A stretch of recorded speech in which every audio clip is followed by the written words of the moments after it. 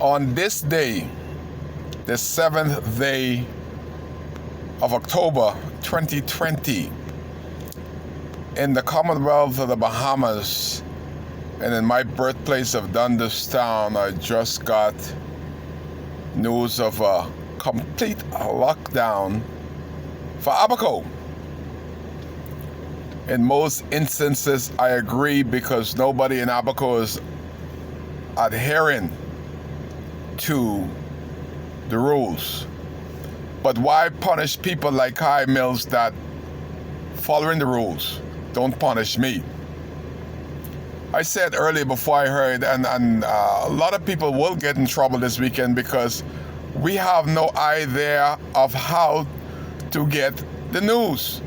I had to get it sent to my phone through Nassau. We have no access to television, cable. There's no power on the whole front street to understand. We hardly get water. They decide when they get water. When you want to take a shower, the water on, off. When you want to brush your teeth, the water off. We still have to have a couple buckets of water to flush our toilet during the night. If you need to use it, the water's off every night. 1 year, 1 month, and 7 days, every night, the water's off in central Abaco. Unheard of.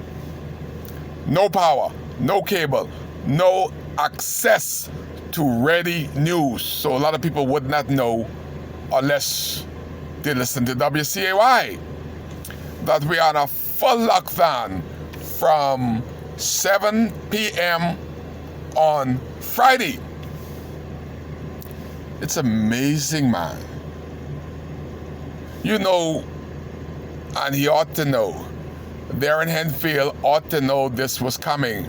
So a good member of parliament like Kai would have alerted. I kind of alerted my people yesterday because I heard little stuff. The little birdie was out there in the sky at night and saying to Kai, this man gonna lock us down because he ain't got no idea what to do.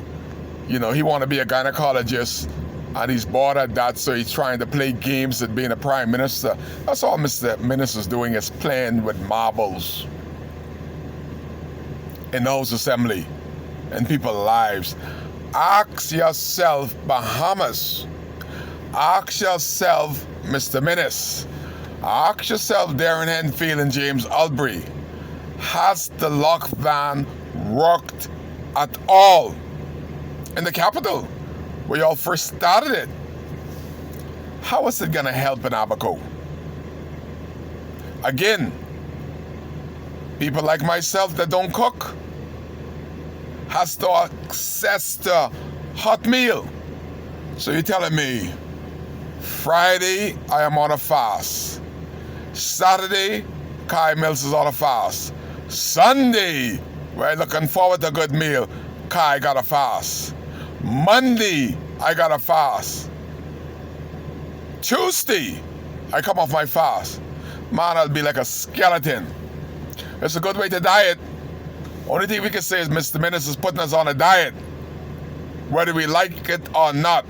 Those of us that has no access to cooking of food is on a diet. What Darren Henfield doesn't recognize, him and James Albury, and this gynecologist trying to play prime minister, because he ain't no type of prime minister that I could be proud of. Even the F&M is embarrassed to say that the F&M and Dr. Minister is prime minister. You know, shame. I know y'all shame. If you got any shame, North Abaco, y'all should be embarrassed. But you know what? Y'all would be just dressed up in them red suit like a bunch of cheetahs, chimpanzees at the poll voting for the same weightless Darren Henfield and this good-for-nothing F&M government that prepared to starve Kai Mills for a whole weekend.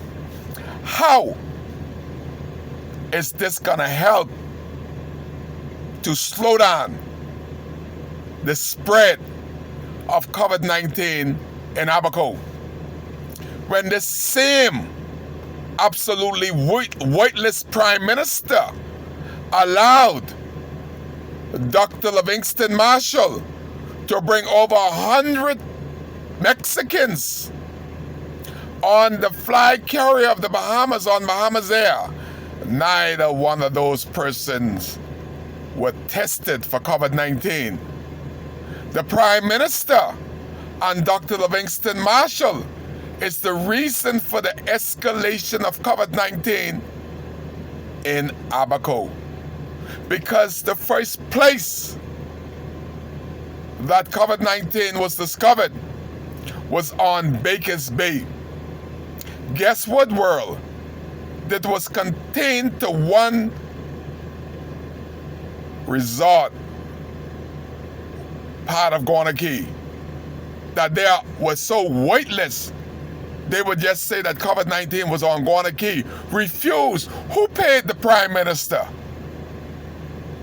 and the incompetent authority not even to mention that COVID-19 was on Baker's Bay? The first place on Abaco was COVID-19 was discovered was Baker's Bay. But this Prime Minister and the rest of them refused to say it was on Baker's Bay. They keep referring to Guana Key. That's unacceptable. Now we have to be locked down because Dr. Livingston Marshall and the Prime Minister and Brent Simonet, through their $25 million donation, that Brent Simonet sit down as the Minister of Immigration and Investment and self-dealt him and the Prime Minister a contract of $25 million and took a contract from Albury's Ferry and sent 18 Abaconians home that had mortgages, had kids in private school, and had the rest of it, and they didn't care, and they still don't care. And because the Prime Minister, Brent Simonet, the ultimate authority, we are now being punished on a total lockdown. But again, how is this gonna stop the spread of COVID-19 in Nassau and in Abaco? How is it gonna help? Let me give you some advice, because I see it, I live it. See, Darren Henfield can't give you no advice, because he ain't gonna be locked down. He haven't been without electricity and water for a year, nor has James Albury. Then something else that is mind-boggling, that neither one of these members of parliament has asked for a reduced in their salaries. Neither one of them has asked for the $100,000 that they have per year for an office to be open in their constituency. Does Darren or James have an office? They should refuse that monies because they're not doing what the money was intended to do. That money shouldn't be coming in their bank book.